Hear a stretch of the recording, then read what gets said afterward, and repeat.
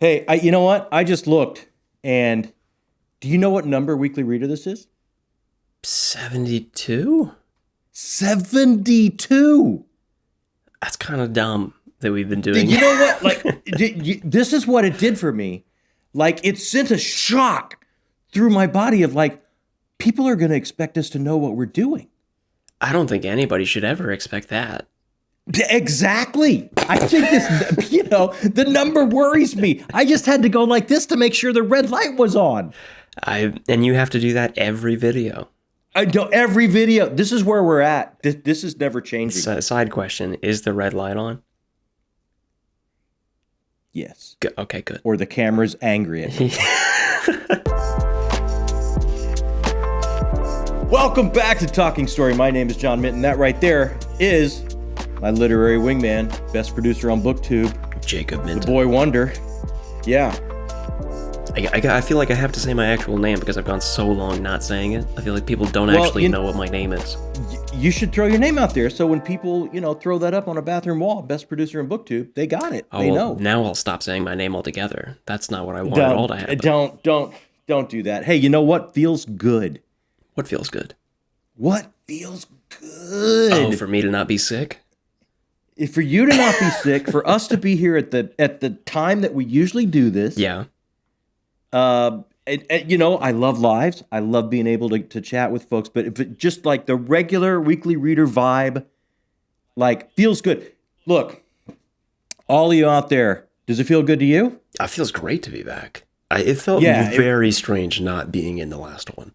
I felt Were you a little twitchy? Did you watch it? Did you go, no, that old man can't handle this? Well, I mean, I had to edit aren't it. Broad enough. But I mean, you were very concerned that like, oh, this feels weird without you now. I'm telling, it felt weird. I'm afraid that this episode is very awkward. No one's going to watch it. I mean, I think you did great, but it felt awkward to not be there and to make you do it on your own. That felt bad. You know what? It felt very strange. I'm very happy you're back. And it's just great to hang with you. But, I'm glad all of you are here. And let me tell you, we had a week.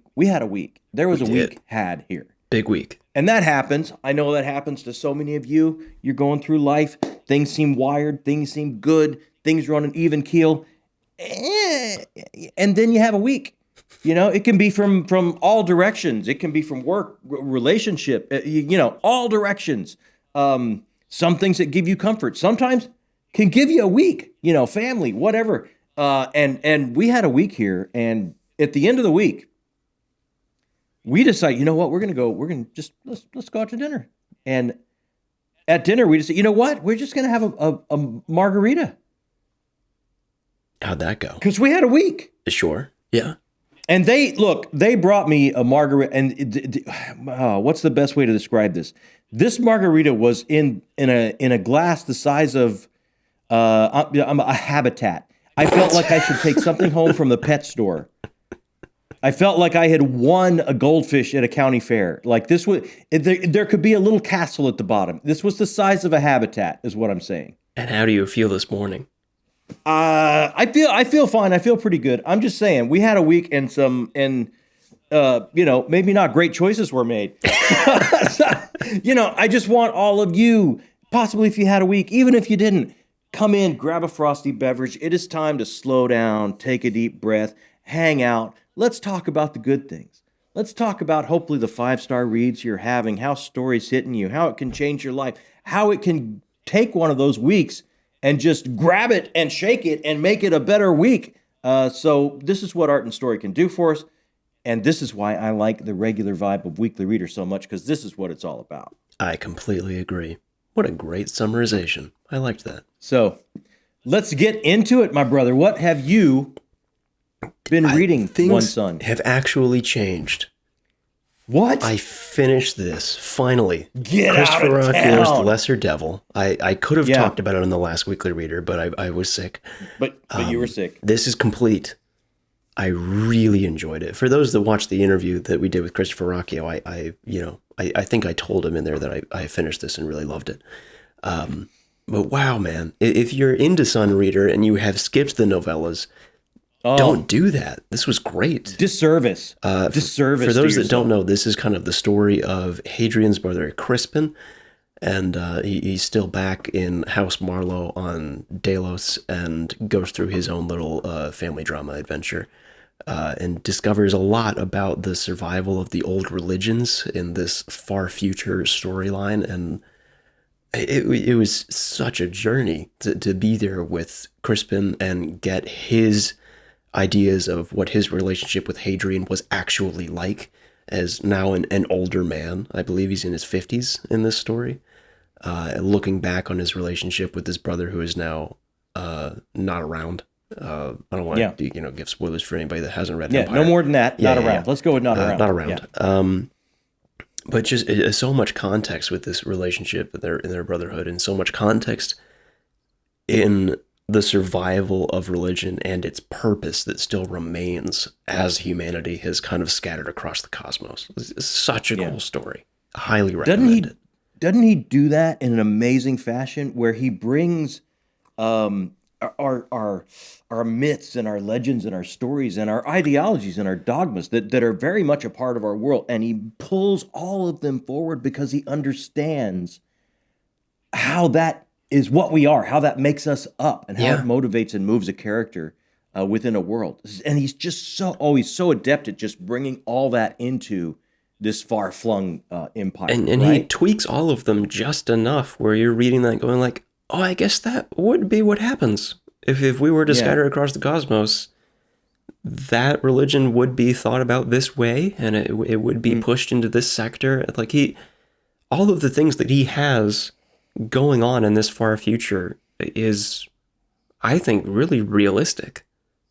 He's a smart dude, man. Very smart dude. If you haven't seen the interview that we did with him last week, please do. He's listening to him talk is like, oh, I'm speaking with a genius. Cool. All right. Yeah, it definitely has that vibe. So was that the end of your list, or is there? That was not the end of my list. After that, what is going on here? I mean, I didn't finish it. But after that, I picked up Janny Wirtz's Curse of the Mistwraith. I have the dust jacket off. Sorry about that. We'll do this. Curse of the Mistwraith. Don't know if you can see it because of the light. The beginning of the Wars of Light and Shadow. Got to get into it for January. I have been so excited to start this book because I love Janny's prose. I love her ability to world build. I'm really enjoying the mysteries that are kind of underneath the earth in this world of Aethera. And I can't wait to see how this adventure starts. I'm only about one chapter in, so I'm not far at all. You just started? I just started. Yeah. Well, I started a few days ago, and then I got busy with some other stuff. But I'm actually, I've heard a lot of people say that Janny's prose can be very dense and hard to grapple with. And I read the Gallant, and I was like, okay, I can see that. This is kind of my jam. I'm enjoying it. So, but I can see why people would have difficulty getting into it. This is not as dense to me. This reads pretty easily, I think. Or at least easier than the Gallant. If you've had problems with the Gallant, this might be an easier start for you. Yeah. And I think I would agree with that. Yeah. Yeah. I would agree with that. And I think after 72 times, this is going to happen for the first time. Uh-huh. We're going to have a handoff. We're going to have a baton because we're going to go from what you read to what I read, and you're going to pass the baton, and it's like, wha-bam! Oh, yeah. I'm going to grab the same book. This has never happened. That's great. This has never happened. And you finished it. This has never happened. I have finished Curse of the Mistwraith by Janny Wirtz for January, which we are doing. It's a huge, huge read-along by so many booktubers. And Janny herself will be joining us for the first conversation about the first book of the Wars of Light and Shadow, and that will be happening in mid-February. So we will make sure everyone knows on every channel that we have when that is coming, so you can join us for that, because we'll try and stay as close to spoiler-free as we possibly can, because we want everyone involved that's not involved in January to be able to jump on board. Wow, what can I say about this book? What am I in for? To do it like you're talking to me. Okay, all right. Let me first of all, let me put it this way, right? Yeah. Like I started the month with a 5-star read. I started the month with Glorious Exploits by Ferdia Linden, which just blew my hair back. And I said, "Oh, there's no way this is not up for book of the month. This is going to be a knockdown drag out for book of the month because there's no way this is not up for it as well. So this is a 5-star read for you as well then. Not only is this a 5-star read, after one book, I can make a statement as bold as there's no way this does not make my favorite series list of all time. Really? Wow. Let's just look at the facts. Let's just look at the facts. And oh my gosh, I say facts and I don't have them in front of me. I reached out to Janny while I was reading this because the beginning, that first chapter you're at, right? It just crackles with drama. This is a story about estranged brothers and a family shattered, and it just crackles with like a stage feeling of drama of like Arthur Miller or Eugene O'Neill or Shakespeare, somebody really delving into the family dynamic and the drama that can happen there. And the scenes just leapt off the page with me that they just needed to be staged and performed. And I reached out to Janny and says, yes, one of the first mentors that really took me seriously was a playwright, was nominated for a Pulitzer Prize. Really? And he really helped me put this together in a way that would lead you to think about that. And those thoughts continued with me through the entire time. So not only what I say is maybe if you're worried about denseness of the prose, this might be a little bit kinder starting point than the Gallant. I would also say I wouldn't call this prose dense. I wouldn't call this prose heavy. I wouldn't call this prose heightened. I've said it before and I'm sticking with this. This prose is transportive. This prose is going to allow you to leave. If you're having one of those weeks and you want to check out for a while and you want to check out a world that's filled with mystery and character and something around the corner that's going to surprise and shock you and give you the tingles, this type of prose is going to pick you up from where you are in your normal, mundane existence. It's going to deposit you on a fantasy world, which is why we come to this literature in the first place. That level of escapism is so high. She is such an amazing wordsmith that she will be able to spiritually, physically pick you up and move you to somewhere else. So I'm going to stick with my word here. The prose is transportive. And as this goes on, you mentioned world building. The world building, oh my gosh. This world, these two brothers that are estranged, we have a bit of portal fantasy because where they meet, we find is a splinter world in this reality. And then they're pulled to the world of Etheria. They're pulled into this mystery of this world that has been cast into a darkness because the Mistwraith has completely fogged and blocked out the sun of this world. And these two brothers are going to be tasked with working together to solve this curse and bring about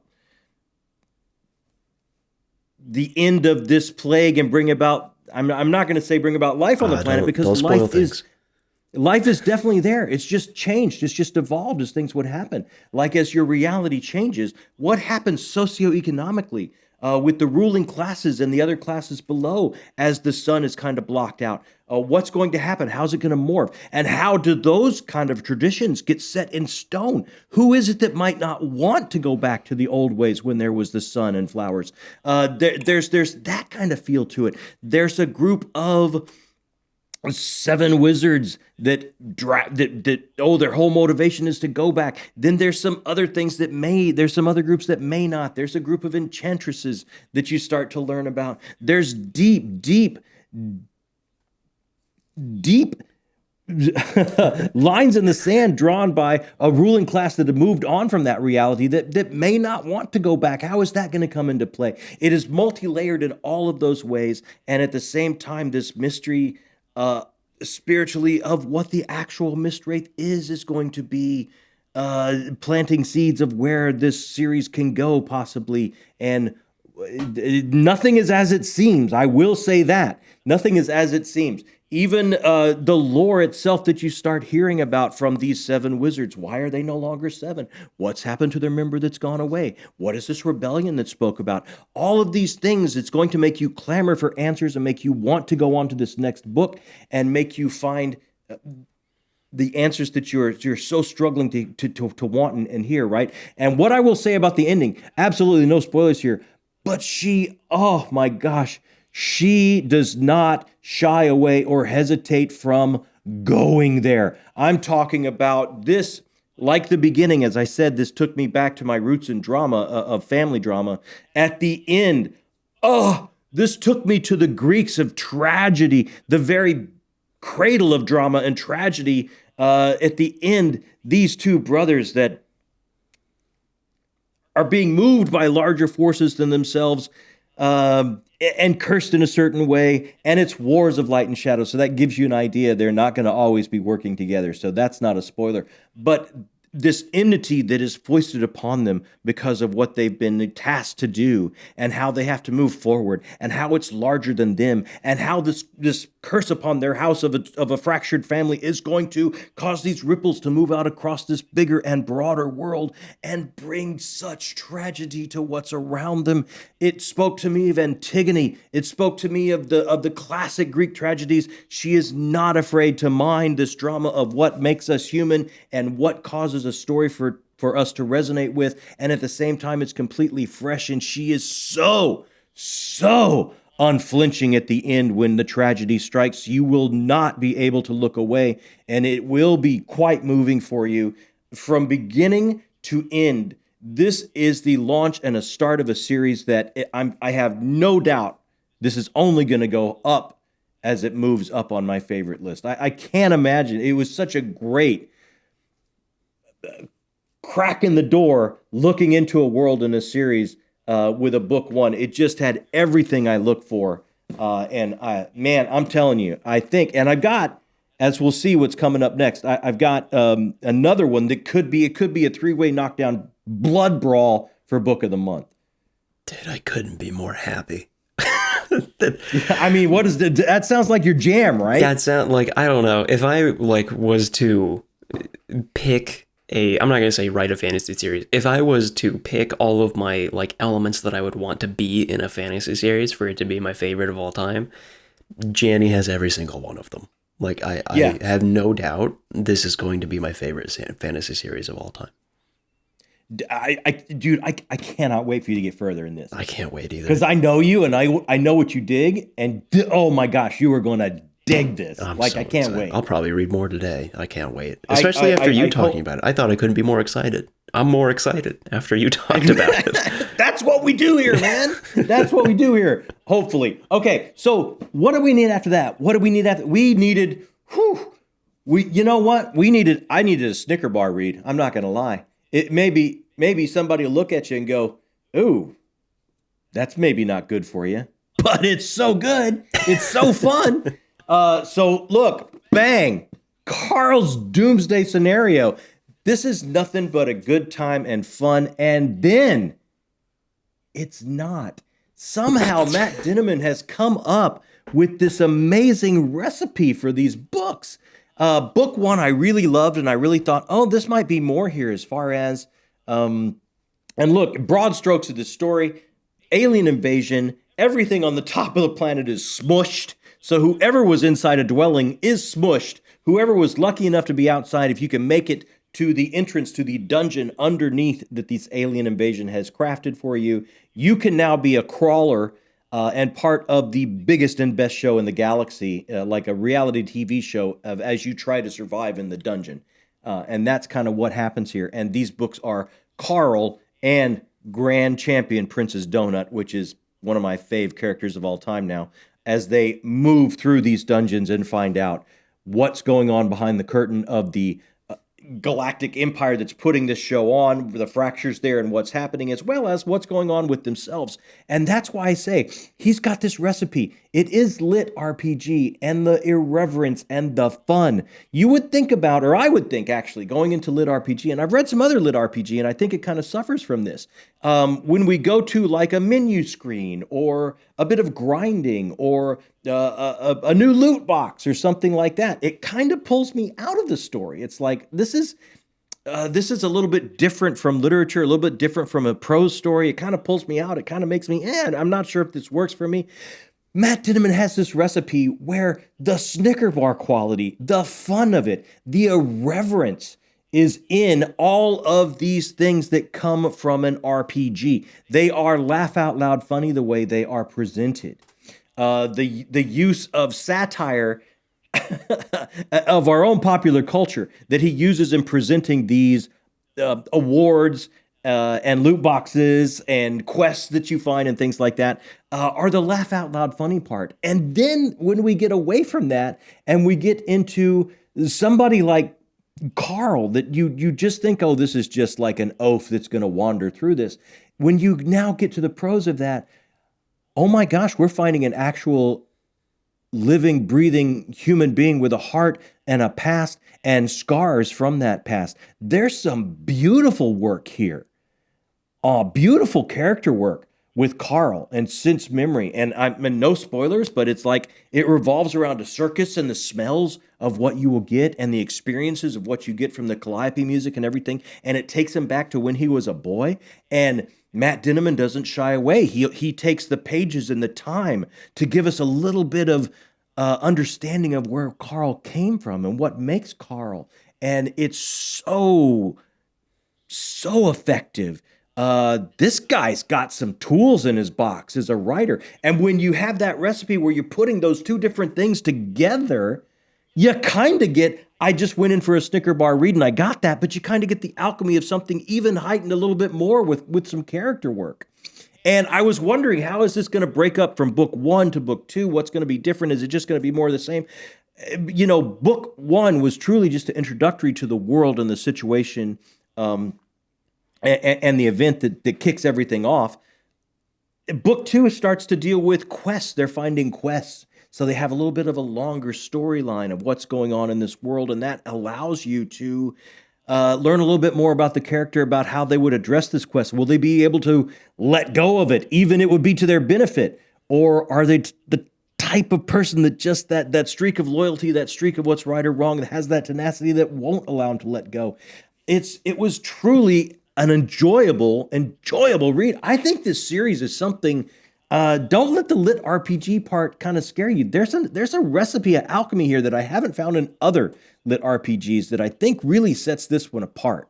And it's really something, man. I really enjoyed this. Really enjoyed that. So did you come out of Curse of the Mistwraith wanting a Snickers bar read and then got Carl's Doomsday scenario and feel like, well, now I need another Snickers bar read that didn't quite satisfy? Or did you move on to something else? No, it did. It absolutely Snickers satisfied. Like, let's be clear about that. Hey, we're not sponsored. Easy with that. But I'm sorry, they do.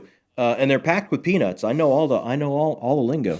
Don't test me. But no, I got everything I wanted and then some, you know? So that's what, but then I did want a little bit of a palate cleanser, a little bit of something, just something before I get into something bigger, right? And I had something bigger on the stack. So just for a little quick palate cleanser, I grabbed Susanna Clarke's short story, The Wood at Midwinter. Now this, just a little short story, but let me tell you, Susanna Clarke is an author that whatever she comes out with, you know what? If she comes out with a postage stamp, I'm buying it. Mr. Norrell and Strange and Norrell and the Piranesi, everything she's done has been just a 5-star, knock it out of the park read for me. So this is just, what a breath of fresh air. This is just a lovely lyrical prose poem, really. It's so short, but it's so lush. It's so rich. It's so lovely. It's, again, that language that you will start to, as you read this thin little volume, you will start to notice your reality become hazy and drop away and expand away from you, and this wood will begin to take its place. And you will be in a new headspace and in a new environment, and you will start to see things and breathe a different way and slow down and think a different way and appreciate things a little bit differently. This is the magic that we can find in story and art, and she gets to it in just a little breath of a short story. Wow, I'm telling you, what a special spinner of story. Just lovely, very fairy tale-ish. It was an amazing, lovely palate cleanser that reset the decks for me, cleared the stage for me for what is coming next.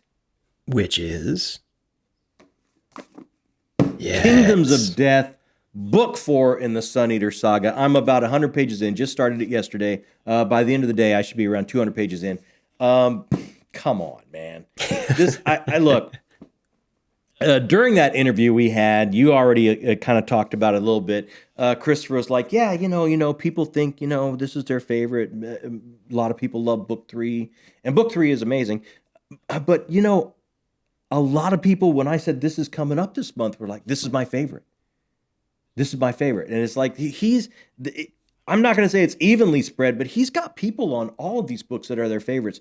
And what a great beginning! I mean, this is after the fallout of the brutality of the end of book 3, Demon in White. Hadrian has been kind of set aside by the emperor, kind of put away, kind of put on the shelf, kind of put on ice for about 70 years somewhere where he can't get into any more trouble or bring any more adulation to himself and start to rival that of the emperor. But he can't stay there. This just launches you, it throws you into, because he's the closest to a situation, he's been thrown headlong into it again. And it was like, it kind of reminded me, those old James Bond movies? I don't know if you've ever watched them, but sure, yeah. The old James Bond movies where they always started with like him wrapping up some crazy kind of case, like this amazing chase scene or this amazing thing happens at the beginning of the movie, and then the new case, the new story takes center stage and starts rolling, right? That's what this is. Like, Hadrian's been on the shelf for a while. He's thrown into this world where they're hadron colliders and they're making antimatter to power these great ships in this enormous galactic empire. And it's been taken by the Sealson. They've taken this like energy producing place, and him with a very small group of people are just thrown in to take it back. So you've just got this pulse pounding, all action, throw me in the deep end beginning of like this covert situation. Oh, and it was all of that. It was just great. And then you get the pullback of all the court intrigue and things that are going on and things that are happening in this 70 years while he's been kind of put on the shelf, and what's happening and what's going to pull him back into maybe another adventure that there's no way he should be able to accomplish, but he's the half mortal, so he probably will. So it's just a great beginning. I don't know, man. It's going to be so hard to pick a fave in this series. I don't know where this is going, but from what everyone tells me, and this has got a lot of love and comments when I said this was coming up, everyone's like, "Oh man, this one leaves a mark. Oh, this was my favorite. Oh, this is the most gut-wrenching of all." And it's like I kind of think where this is going is nowhere good. It seems like it should be a bit of an easier mission for the half mortal, but I don't, things are not gonna go well. And I can't wait to get back and get like 100 pages in today, because I just want to start seeing what so many of you have let me know in comments. And man, you can't hype me up to read Curse of the Mistwraith, a big book, and then hype me up to keep reading Howling Dark, another big book. I don't have time for this. You've got time. You will make time. Well, now I have to. You will make time. That's what story demands of us. This channel's gonna kill me. You're welcome, son. And then, what's left after that? I don't. What's left after that is the Patreon read. Oh. So if I stick to my schedule, I should wrap this up here midweek or so. Only thing left on my stack for January, the first reading month of 2025, is Stoner by John Williams. This was the Patreon read. The August Mr. Pooh watched what we did, watched how we chose the read, and this was what came up. And I've got a lot of loving comments for this too. So it could be a 3-way, it could be a 4-way knockdown drag out at the end of the month for Book of the Month. From what I hear, what to expect about this from Mr. John Williams and Stoner. So that's the last one. And then what happens after that? There will be time in the month. So I'm going to get to it's like a kid in a candy shop. I'm going to get to just go to my shelves, all these lovely things that are stacking up. What am I going to grab? This is rare. What things for are going you. to? Oh, it's going to be. It's exciting. It's an exciting moment. Is this just because the Patreon read that won this month was kind of a shorter one? Is that how things timed out? It could. Yeah, that could be why, and it could be because if things are so good that I've read, I just blew through them so quickly. Oh, I see. Okay. I think it's a combo of that. So I think, maybe I'll try and maybe get back to a series I love. Maybe I'll try and grab something, these amazing authors we met at Dragonsteel. Maybe I'll try and grab something all new from somebody. Absolutely. So it's exciting. I can't wait to see, and I can't wait to show you guys what you have no idea is coming. Well, it sounds like you don't know what's coming either. I'm not exactly sure what's coming. I have no idea. That's why it's cool. So, hey, if you want to keep up with what's coming and what's happening, there's so many ways to do that, right? Oh, absolutely. Hang out in the Discord, follow us on Twitter, follow us on Instagram, follow us on Blue Sky, or just hang out here. Yep, we love it. We love comments. That's why we're here. Hey, just a quick break from the show to say a very special thank you to all of our correspondents, our directors, and our producers here that help us build the channel. Together, they do so many things. They help us make decisions. They help us keep the lights on and keep rolling, all the way up to taking over our channel once a month and getting their content on our channel. If you're interested and able, you have any questions about it, right down there in the description box under the Patreon link, you can find out all about it. And just a very special thank you to all of these people. Now, back to the show. This is the part of the show where you have started to shine. What? Because you have started to make all the production meetings. You've been there. You've been on time. I most certainly You brought your pen and paper, and you've taken notes, so you know exactly what we did last week. Nope. Do I remember what we did? I remember one thing that we did last week, obviously, because I was there. Yeah. No, don't remember the other one. Just the one. Dude, you were so involved in all of this. Was I really? When I tell you When I tell you you're gonna be like, oh my gosh, I was right. Yeah. We did the book haul.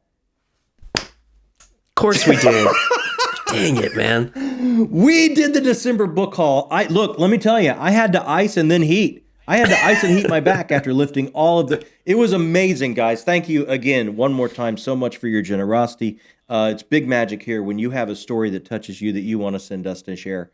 There's nothing better than that. It really moves us, and we took the time we could to thank each and every one of you. Or like, indie authors that want to send something to us and share their story that way. It's just all amazing. And you had stuff that you hauled. It was like lots of stuff, man. People were generous. It was a two-hand, yeah. It was an amazing thanks haul. To everybody. Oh my gosh. Unbelievable. And then, dude, what about do you remember what about Wednesday night? Oh, you're right. I forgot about that too. Man, I had a busy week last week. You had a busy week. Wednesday night, I was on the wonderful, the talented, the person that outshines us all with the amount of work that he puts into his channel, Brian Bell. I was on his channel for his For Whom the Bell Tolls stream. He had great questions. I was really... Dude, I had never done anything like that before, and I'll be honest, I was pretty nervous that I don't read all that much. I hope I have things to talk about. I hope I don't make this awkward. He killed it, dude. I was super comfortable. He had loads of questions. People were fun in chat. That was a great time. If you haven't subscribed to Brian, his For Whom the Bell Tolls series is great. Go check that out. I told you you would have fun. You did, yeah. Yeah. And I'll pull the curtain back a little bit. He told me, well, he really told you beforehand, I've got 2 pages of questions for Jacob. I was like, I don't know how that's possible. But at the end, I asked him, how many of the questions did we get through all of them? He said, no. We got through a little over half of them, I think it was. Yeah. The dude prepares. Those dude, he works so hard over there and it shows. He does. It's absolutely. Go check out Brian's channel. It is in the description. He does an amazing job, for no doubt about it. And then we wrapped up the week by you doing your first interview. I was the wingman on this one. You had read Empire of Silence. You had read The Lesser Devil. We had Christopher Rocchio on. You prepared all your questions. You led the interview. You had a great chat with an amazing author for the first time. And I was just a fly on the wall, just as proud as I could be. You did an amazing job. These were questions that I loved them because they were different than what I had seen Christopher ask. Yeah. I was pretty nervous for this one too. Not only because it was my first interview, but it's hey, it's your first interview. And it's Christopher Rocchio. Yeah. So, I mean, I gotta pat myself on the back a little bit. Later on, like after the interview, he sent me a message and was like, "Hey, thanks. Those are really cool questions to have. It was nice to talk about the writing and not the world building for once. It was kind of different." I was like, "Yes." Yeah. Yeah. Oh, look, it was a great interview. If you haven't checked it out, check it out. Yeah. So what's coming up this week? Were you at that production meeting? No, there are no meetings. I brought have no out. idea what's Look, I brought out. You don't remember? I brought out the big whiteboard and I went over exactly You what. don't even own a whiteboard. What are you talking about? Oh, you know I own a whiteboard. No, you do not. And a multitude of colors of dry erase markers. I know that that's I not use true. to make my point No. in graph form. What is coming up this week? Okay, coming up this week. Look, Tuesday we're going to do our TBR for February. Okay. A little bit early, but I do want folks to have time to, if they want to join us for certain things or maybe bring in something, because we are starting a book club on Discord. We have a book, we have several read-alongs on Discord, but we're adding another one. It's going to be a little more Patreon involved this time. Yeah, the Patreon read is going to be a little bit more of a structured book club get-together. So I want everyone to have time to maybe, not that we'll have the Patreon read, that'll be the one thing that we don't have, because we haven't had the August Mr. Pooh come in here and watch overall. But, I mean, we want to give everyone time to join us with some reads, so we're going to throw that out there. And then, I was thinking about, somebody asked me in comments, and someone asked me, I think in the live, it came up that, trilogies and how much I love trilogies, that 3-act structure. Now, I love a broader, sprawling, bigger series as well. But for some reason to me, the 3-act structure, the purity of that, of the trilogy can be so powerful, and I really love it so much, right? And I was asked about, are you going to update your favorite series of all time for 2025, since we did it, I can't even remember when, last year, right? Right. And it's like, you know what, I am going to update it because I've been reading more and it's going to change for sure. And I thought one way it's going to change is I've got some trilogies on there. And I think I'm going to make my favorite series list in fantasy, these longer series that I appreciate. And I want to do a list of what my favorite trilogies are. So I think Thursday we're going to have a list of, these are my favorite trilogies that utilize that 3-act structure to the utmost and give you that suck you into the world, Act 1, give you that moment in Act 2 that makes you wonder how in the world we're going to get out of this, and that punch at the end of Act 3 and leave you changed in a 3-act way. And I'm going to do these are my favorite trilogies. We're going to put that list together for Thursday. Specifically Trilogies. So if it's like a saga or a longer series, we'll not. Yeah, if it goes to, bigger than that or a longer series than that, that will be for the favorite series list. Okay. So we're going to try and cheat as most as we can to get as much great stuff out there. Gotcha. So then when you do a fantasy series list, do the trilogies not count? Trilogies won't be on there. Trilogies will be on the trilogy list. Okay. Understood. And this gives me more space to get into some of those big sprawling series that we've launched ourselves into, that we're in the middle of. We maybe not have finished them all, but they're still on my journey, this is where they are for me. Right. That way. So, and then we'll be right back here a week from today, and it will be the last Sunday of the month. So we will have to have the August Mr. Pooh come up. We will have to turn the balls. We will have to have a winner of the Patreon read. And either that will, if it's something that's not a book one or something that doesn't work for a book club, we'll figure something out. But we'll wrap up the TBR by this time next week when we get that Patreon read chosen. Love it. Excited. Yeah. That's it, man. What have you been watching? How about that? You know what? I watched a flick the other night. Sometimes you just want a movie, right? Sure, yeah. And I'm not going to say this was a good one. Okay. I mean, I went in knowing, it's like, I just want something just fun and shut your brain somebody, off. Somebody charming and just, So I threw up The Fall Guy. Oh, I've seen that. Yeah. Emily Blunt, Ryan Gosling. And, lovely, charming people, a fun little story. I'm not saying, this is a high recommend, go out and get it. But you know what? I laughed. I had a good time. It was a nice way to end an evening after a day. And other than that, I just kind of been, following my Spurs. That kind of they've fallen into a little bit of a slump, but they've had a really tough spot in their schedule here. So, Well, I got to say what I watched because I'm actually pretty excited about it. ooh, I can't wait to hear this. There is a new film on Netflix. If you haven't seen it, go see it. I'll get to what it is in a second. I never really grew up loving Wallace and Gromit. It just wasn't something I got into. Really? Yeah, I mean, Curse of the Were-Rabbit came out when I was a kid, and I watched it, but I don't really remember much of it these days. Amanda and I did like a Wallace and Gromit marathon to catch up before the new movie comes out, because it's the return of a character, Feathers McGraw, from like a previous one. Dude, I was not prepared for how good this movie is. Like, I was not ready for Wallace and Gromit to have like social commentary and like a message and be really still like the regular Wallace and Gromit fun and heartwarming and like that. It was amazing. Go watch it. It's moving, isn't it? Yeah. You haven't it's seen it, amazing have you? what I don't think I've seen the movie, but I've seen quite a few of the episodes. It's what they can do with clay to The new one, touch I you would say, is like astounding. It's the best thing they've done. It's called Wallace and Gromit: Vengeance Most Foul. It's great. The things that they're talking about are like the intrusion of technology and the idea of like the loss of craft. It was really great. I highly recommend it. Man, I'm checking that out. Yeah, I think you'll really like it. I'm definitely watching that. That is awesome. That was what I watched. So that brings us to what have you been reading and watching, and what's next on deck that you can't wait to get to. Let us know in comments. We absolutely love comments. That's the whole reason we're here.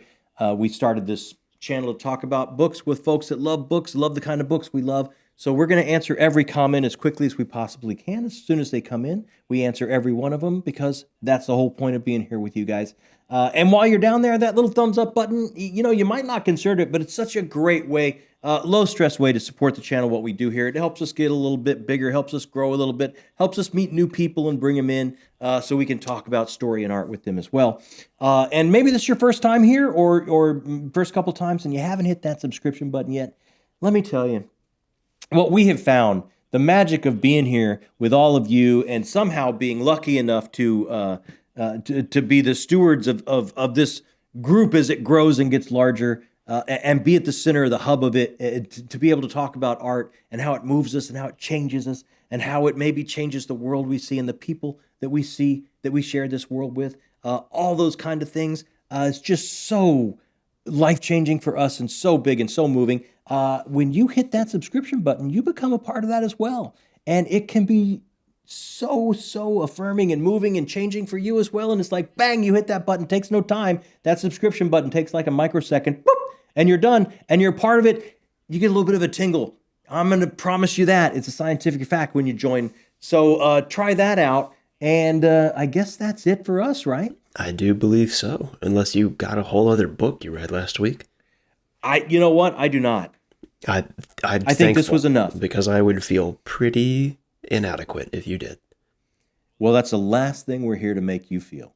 I didn't think that was a mission statement of the channel, but I'm glad to hear it. That makes me feel good. Yeah. Let me just concrete put that out there in stone.